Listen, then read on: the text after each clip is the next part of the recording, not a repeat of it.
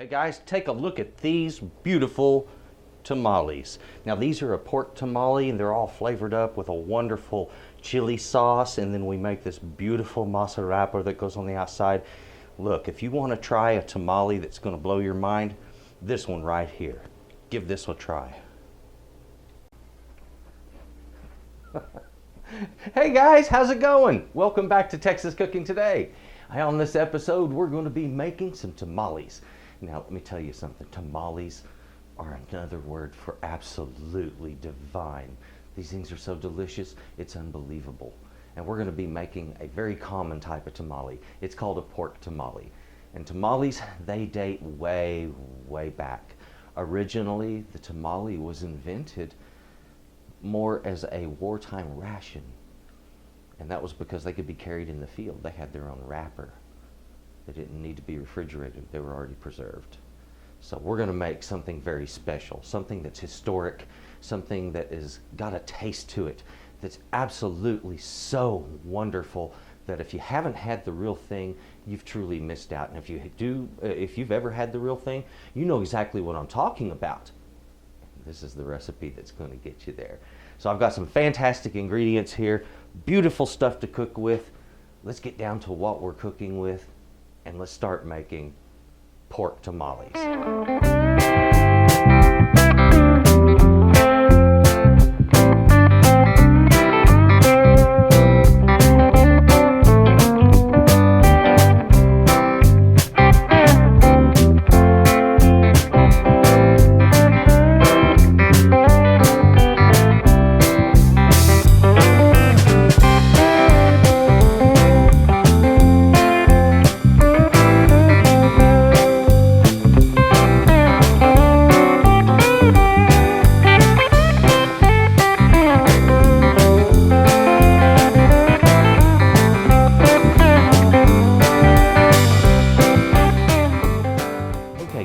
First of all, when you're going to be making pork tamales, you need a good, sizable piece of pork. Now what I have here, this is a 10-pound shoulder. Front shoulder on a pork or on a pig is often referred to as a picnic. Sometimes it's referred to as a pork butt, but it doesn't matter. This is a pork shoulder, okay? So it is just the upper part of the front leg. It's a wonderful cut for this because it's got a good amount of fat to it, a wonderful tasting tender meat when it's cooked up just right.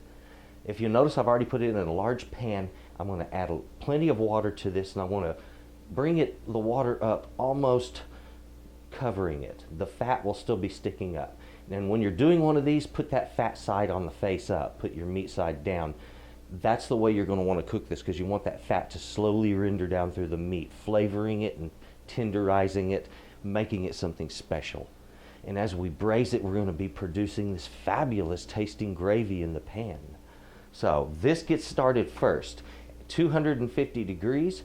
We're going to cover this with water in a moment, a bit of salt on top, and we're ready to go to cooking. On our flavorants here, the reason I call this a flavorant is we're going to be making a chili paste.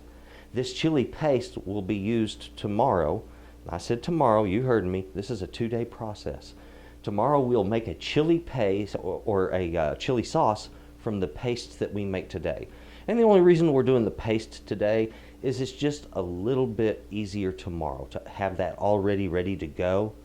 And I want to show you how to produce a fabulous tasting chili paste. Now what I have here are 12 Guajillo chilies, and that's G-U-A-J-I-L-L-L. Guajillo is the way it's pronounced. The Guajillo chili, it's a red guy, like this. Sometimes dark red, sometimes light. They have a most magnificent, sweet tasting pulp. Fruity. It's a fabulous, fabulous tasting chili. And it's one of the most commonly used chilies when it comes to making red sauces for things like enchiladas and things like that. But it also serves as a fantastic base for other types of sauces, like what we have here. So I have 12 Guajillos. I have 8 of these. These are chipotle. This is a jalapeno that's been smoked and then dried, and that is a chipotle right there, folks. We're going to rehydrate those and add it to it. Right here I have pasilla. Now a pasilla chili is a chili called a chilaca. It's a long, skinny, dark green chili, and then it turns this deep brown color once it dries. The chilaca, or pasilla in this case, is a warm tone chili. It has a real chocolatey-like flavor to it, and it's really deep toned and wonderful for sauces that are going to flavor other things. This down here, I wanted to add a little heat to my sauce, to my tamales. So these are arbol, okay? And what I have here are 6 arbol chilies. These are good size ones, so that's a lot. If you want it really, really hot, you can bump that up to about 10 or 12. I would avoid hotter chilies like habaneros and things like that, because they really make the sauce just a little bit too hot for most people to eat. Over here, these are the famed ancho. That is a poblano chili that's been dried right there, and that's called an ancho when you dry a poblano. So, ancho chilies right there, and that's 4 of those, 4 of the pasillas, as many of these as you dare go with, or just leave them out if you don't want it hot. I have 1/4 cup of lime juice right here. We're going to use a tablespoon of cumin. We're going to use about a tablespoon, about 2 to 3 teaspoons, of salt, 3 to 4 cloves of garlic. Back here, tomorrow we'll be using this, but this is our masa. And we'll be using this corn flour is what this is. And that's what's going to make our wrapper. And we'll be using some of the fat that we harvest from our roast. That's one of the reasons we cook it a day before, because we have to cool down the meat and cool down the juices and separate the 2 fats that are going to come off of this. And we'll use those fats both in making our sauce and in making our masa dough.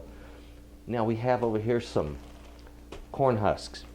Buy you a package of corn husks. You're going to need these, and just before we make our tamales, we'll soak those in hot water. Until then, just let them stay in the package and leave them alone.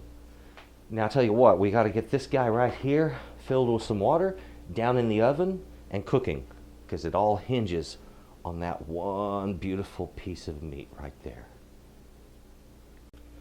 So it's just that simple. Now, as I mentioned to you, 2-day process? Some people are thinking, are you kidding me? Yeah, listen, tamales are considered to be a milestone in a chef's career. To be able to kick out a tamale just like that, to show that you really know what you're doing with tamales, that is a very special thing, and not a lot of chefs can do this. So if you achieve this, you have passed one of those milestones. This is, like making the beef Wellington or a creme brulee or something like that that's just not on normal level, but a little bit higher, a little more advanced. Now, we're going to be cooking the meat, and the reason we cook the meat on day 1, this is so important, folks. Number 1, you don't want to handle meat that's 250 degrees. You're going to burn your hands. It hurts. Number 2, when shredding meat, it shreds a little easier. Once you've cooked it and then cooled it, it's so much easier to work with. Not only cooler, but it just shreds easier.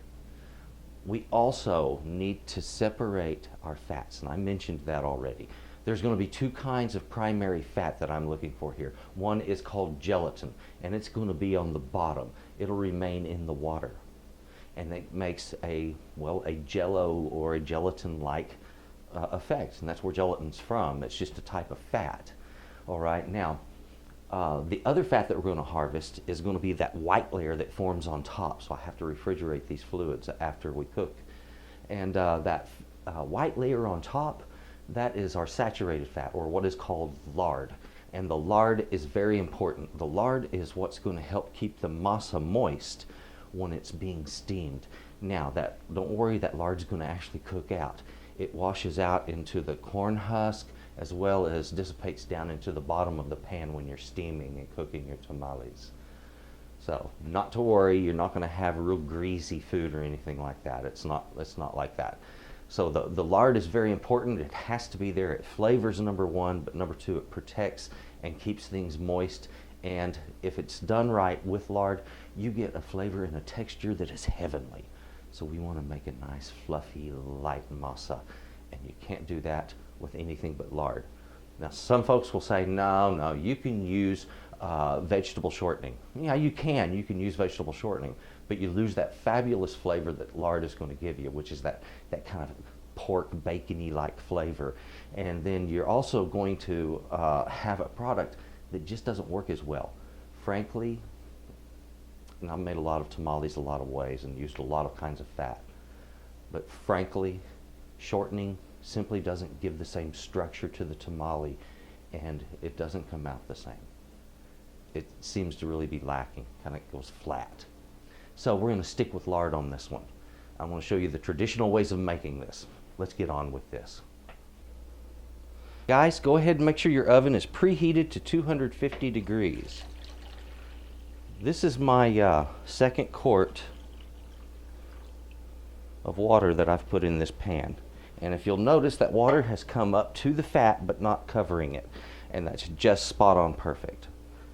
I want to add a little bit of salt. I'm probably looking at around, between 6 and 8 hours of cooking, most likely. Down in the oven, I have preheated my oven, 250. Well, meat is now in the oven.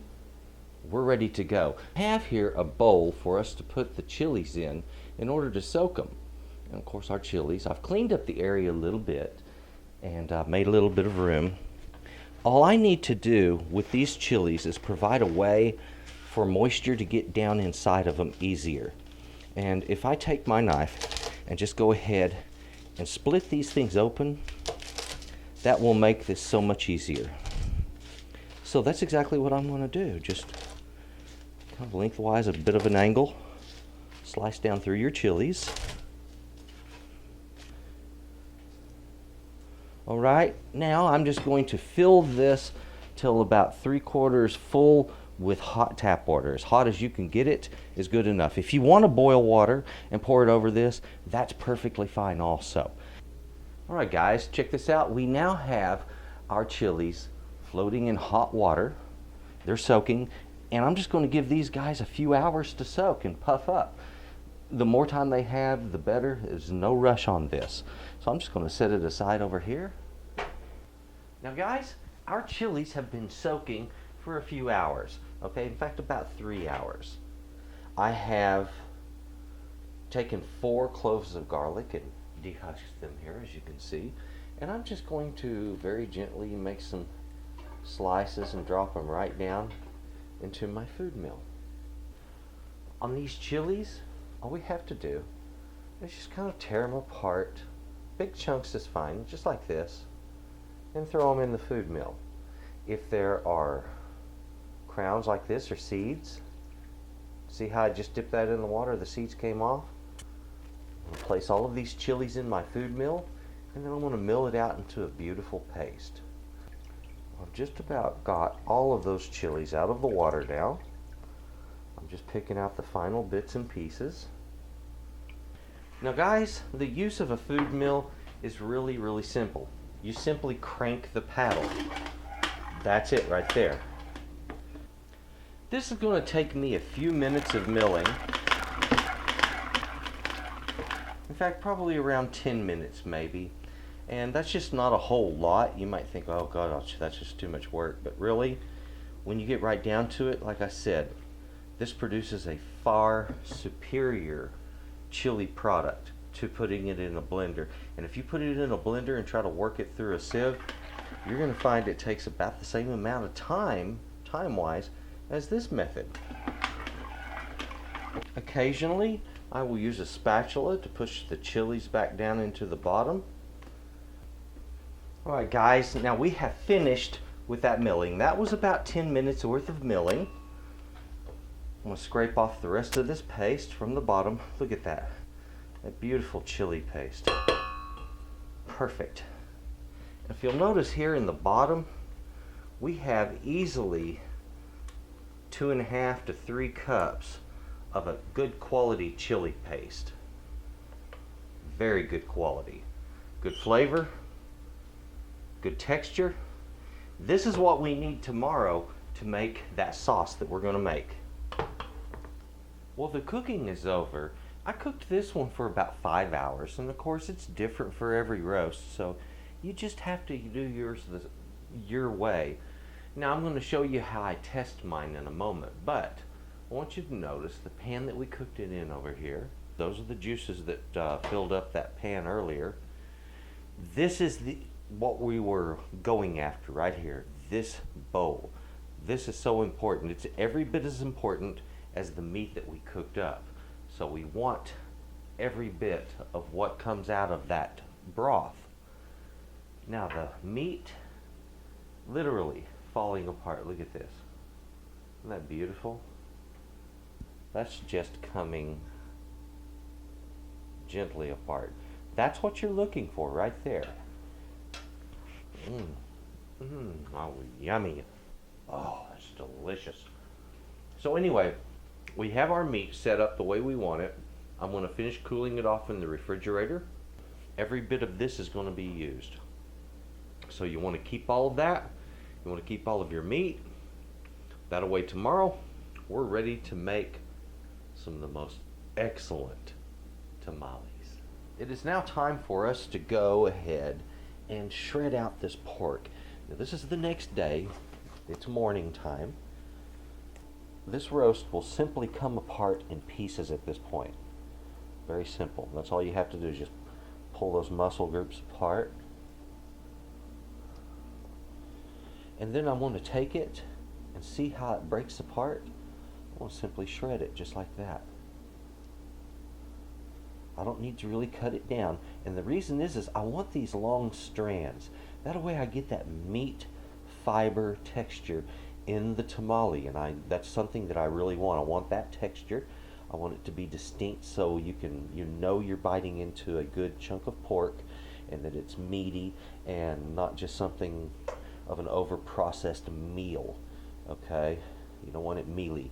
You don't want it chopped down or turned into a mush of any kind.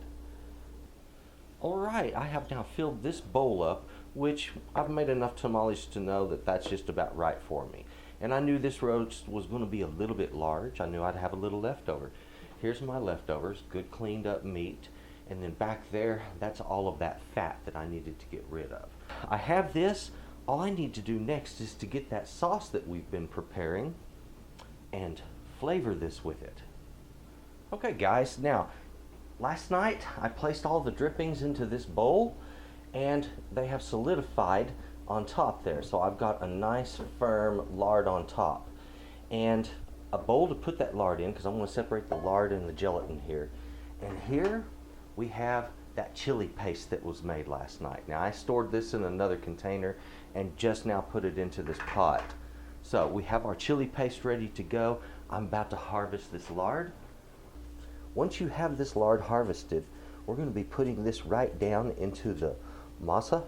And don't worry about some of this gelatin being in this lard. It's not a big deal because we're going to be putting some of the gelatin in the masa to hydrate it. Okay, so that's what all of this is for. It's to hydrate out our chili paste and to hydrate out the masa that we're going to be wrapping the meat with. I'm going to go ahead and start working some of this gelatin right down into that paste. It's time to go ahead and salt this. I want to put in right about a teaspoon and a half, and I want to put some cumin in here, and I'm going to measure this out by pouring it directly into my hand. I need about a tablespoon, and that's right at about a tablespoon right there. Bam. There we go. It's in there. It's delicious. I want to add in another ladle of that gelatin. Get this stirred, and I'm just going to put a low flame under it and let it simmer for about 35 to 45 minutes. Give it some time, be patient with it. I've just finished simmering up our sauce. Now what you're looking for is to have the consistency similar to a spaghetti sauce. And that's what we have here. Wonderful, smooth, and it's this wonderful deep burgundy color. I'm going to take 1 cup of this sauce and set it aside, and this is going to be a flavorant for the dough that goes on the outside of the tamale, the masa wrapper, masa. And the rest of this, every bit of it, gets mixed down into the meat. So I'm going to pull the meat out and just stir that down into it real well. What's to flavor our tamales with? So it's going to flavor the meat and it's going to flavor that wrapper also. Just take this and mix it in. And what you want to do is just keep mixing this until it has a uniform consistency and color throughout. Tamale making is a labor-intense project. It doesn't go quickly, nothing happens automatically or simply, but everything is very, very special. Like here we have a very special meat mixture, and there's only one way to get this. What did we just do? It's that simple. Okay, I've got a little cleanup to do. You're gonna need a big honking pot. I mean big. You're gonna need something to steam those tamales in. The bigger the pot, the better. What I'm gonna do is place a couple of these pan racks right down here, and that brings it up 1 inch. Now my tamales can sit down in this. They get steam all the way around the outside because of this steamer basket. Actually it's a fry basket, but it works great for steaming. And so it's perfect, absolutely perfect for tamales. It doesn't get better than this, guys. It's now time for us to get on with making this dough wrapper that we're going to be making that's made out of this corn flour. And no, cornmeal is not a substitute for this. The cornmeal is not ground fine enough. I have 6 cups of the masa harina here. I have 6 cups of that gelatin, that broth that was left over from our roast. And over here in this cup, we have 1 cup of that wonderful tasting burgundy colored chili paste. And that's going to be used for flavoring this fabulous wrapper. In addition, down here we have lard. Now the lard, you can substitute other things for this if you want. You can use shortening, but frankly the shortening doesn't have the same texture or flavor. The lard really is the best way to go on this. I've done it both ways, and truly this works better. In addition, I have back here 1 tablespoon of baking powder, 1 tablespoon of salt, 1 tablespoon of cumin, 1 tablespoon of black pepper. I'm going to start with the lard. Now you'll notice the lard I harvested. I have 1 cup that I was able to harvest. Beautiful. So, and this was the lard that was purchased. It's much more refined, a lot firmer. So I'm just going to get this running. We're going to fluff it. Now what I'm trying to do here is actually to beat air into this lard, and I need to do it under high speed. So when it comes to making this little gem work, just let it go at it.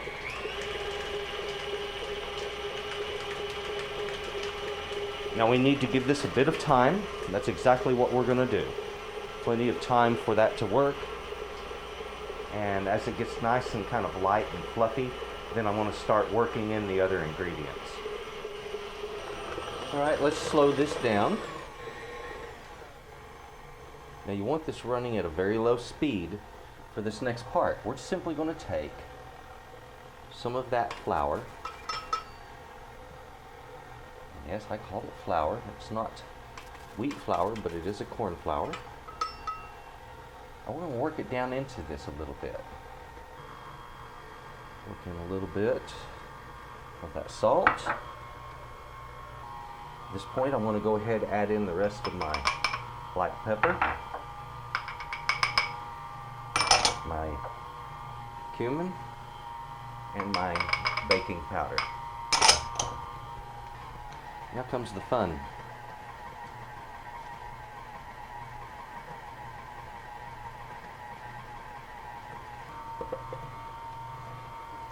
There we are.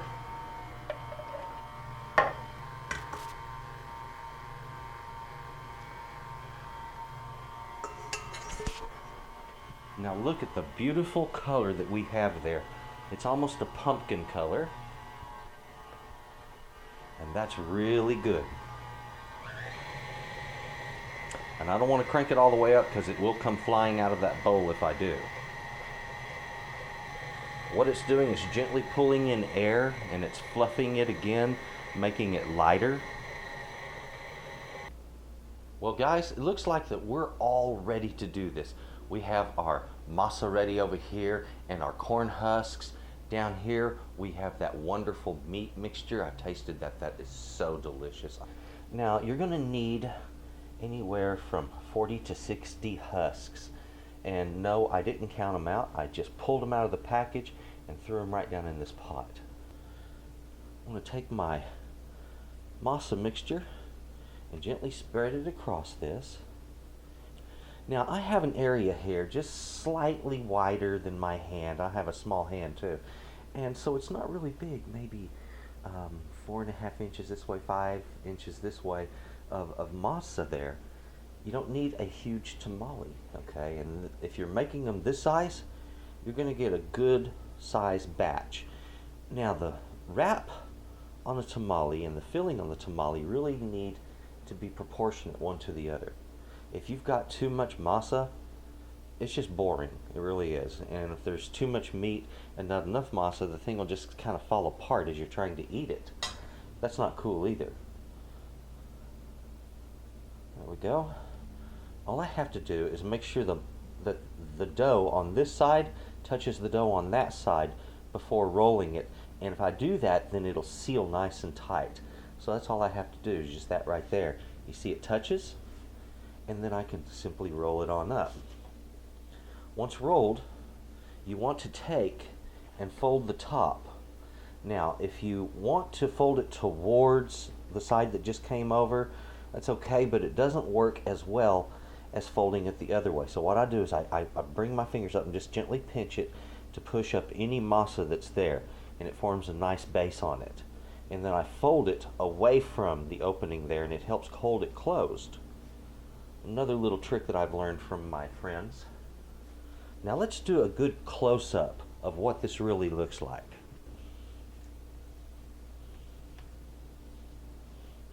See, it went a little too far across. Just reduce it like that. If you get a little of this on your cutting board, it just doesn't really matter. Don't lose sleep over this, okay? All you're trying to do is just get an even amount on this. Now you see how there's some gaps forming here and here? A little bit thin in those spots. So I want to bring this across.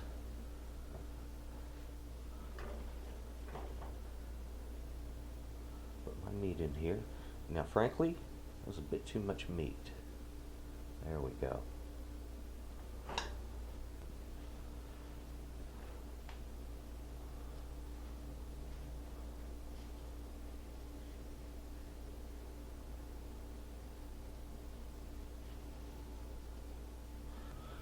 So you will know for the layer, the thickness of the layer of dough that I'm looking for is somewhere between 1/8 of an inch to 3/16 of an inch. Not quite a quarter. You don't want it that thick. It's too doughy at that point. I have all those tamales rolled and tucked into the bottom of my big old fryer here. Look at that. That's a lot of tamales, folks. I didn't really count them, so I don't have an exact count, but that is a lot of tamales to fill a basket that big on the bottom. So you'll know. We were talking about all that lard that's in this before. This wrapper becomes like an absorbent towel that just soaks up that lard as it is being released during the steaming process. And at the same time, that masa puffs up a little bit and becomes very soft and elegant. And it finishes, or actually it just does a recook on the pork. Not that that's really so necessary, but cooking the wrapper is what really matters. That masa has to be cooked up right. We're looking at 45 minutes to 1 hour of total steam time. So I'm turning my burner onto high, and as soon as it comes up to start steaming, I'm going to put a lid over the top of it, and we'll just let it do its thing. So you'll know the way to check these, to know if they're done or not. When you hit the 45-minute mark, take one of them out, give it about 10 minutes to cool down, because they will be very, very soft when you first take them out. They need a few minutes to cool down and firm up. Try to unroll it. If it releases from the corn husk, then you know it's they're finished, they're done. But if they stick to that corn husk, you know they need a little bit more time in there. Okay, so you just let it firm up that way. Steam's coming off of it. Lid goes on it.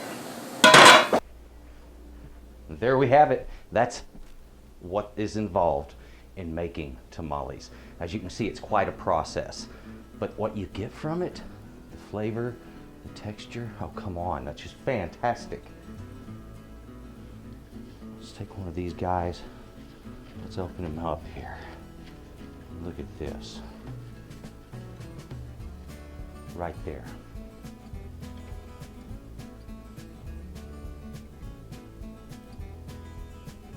Look at that.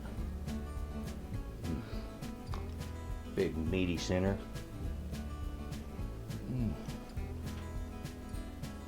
Oh man. These things are so delicious, you have to try them. If you've never had tamales, you've been missing out in life. These are fantastic.